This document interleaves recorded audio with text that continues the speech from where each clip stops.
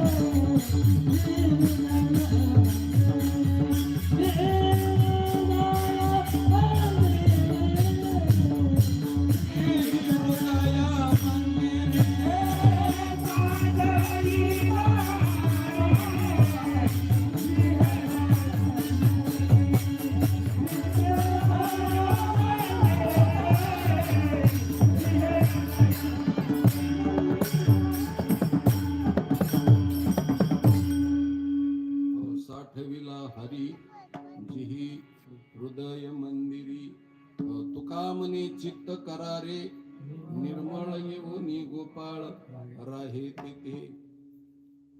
हो, हे हृदय रूपी मंदिर आहे महाराज. आणि ह्या हृदय रूपी मंदिरात बी दोन प्रकार आहेत. पुढचा सभा मंडप एक आहे, मधला गाभारा एक आहे. ऐका, सभा मंडप हा देह म्हणजे सभा मंडप आहे आणि हृदय म्हणजे मधला गाभारा आहे. हृदय म्हणजे त्या मधला गाभारा आहे, म्हणून त्याला गर्भागृह म्हणतात ना. गर्भागृह, मंदिराला सुद्धा गर्भ आहे. भगवान परमात्मा त्या मंदिरातला गर्भ आहे. हो, म्हणून त्याला मूर्ती असं म्हटलेलं आहे. माणसाला सुद्धा मूर्ती म्हटलेलं आहे, म्हणून ती मूर्ती आहे. आणि गर्भागृहातली आहे. हो, आणि गर्भागृहातली मध्यभागी, शिखराच्या मध्यभागी मूर्ती अशी जी आहे मूर्ती, तर ते गर्भागृह म्हणजे हृदय आहे. आणि त्या हृदयाला 4 कोन आहेत. काय आहेत? 4 कोन आहेत मंदिराला. एक मन, बुद्धी, चित्त आणि अहंकार. हृदय रूपी मंदिराला 4 कोन आहेत. भगवान परमात्म्याने ते गर्भागृह सुद्धा खाऊन टाकावं. म्हणजे बुद्धी रूपानं ठेवायची नाही, तर ती बुद्धी, हो, अमृतानुभवात माऊलीनं सांगितलं, बुद्धी बोध्या सोके परी एवढी वस्तू चुके. बुद्धीचे वैभव अन्य नाही तुझे, आणि एका केशवराजे सकळ सिद्धी.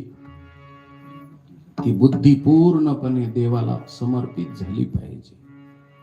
हो, नको दुजी बुद्धी आणि हो, आता मला दुसरी बुद्धी नको देवा. हो, रिद्धी सिद्धी परलोक. हो, तू स्वामी मी सेवक. नको खंड ना करू. म्हणून ती बुद्धी समाप्त झाली पाहिजे, समर्पित झाली पाहिजे. पण काय करावं महाराज? माशी सगळ्या ठिकाणी बसते, पण विस्तवावर बसत नाही. आणि विस्तवावर जर ती बसली तर विस्तव रूप होते, ती राहत नाही शिल्लक. तशी बुद्धी सगळ्या गोष्टीला जाणते, पण परमात्म्याच्या स्वरूपाला ती जाणत नाही. म्हणून जगातले बुद्ध,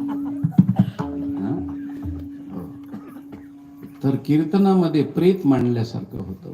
मांडलेले जवळी नाही, चित्त ठिकाणावर नाही, मन ठिकाणावर नाही, बुद्धी ठिकाणावर नाही.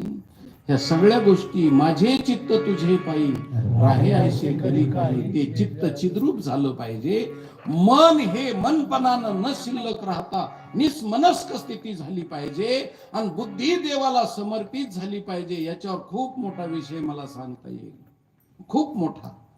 म्हणून देवानं महाराज अहंकार हा विचारून अहंकारू सांडीजे, मग आस्तीची वस्तू होईजे, आपली स्वस्ती सहजे आपण केली. म्हणून अहंकार गेला तुका म्हणे देव झाला. म्हणून तो अहंकार, बुद्धी, चित्त आणि मन हे अंतकरण रूपी मंदिराचे 4 कोन आहेत.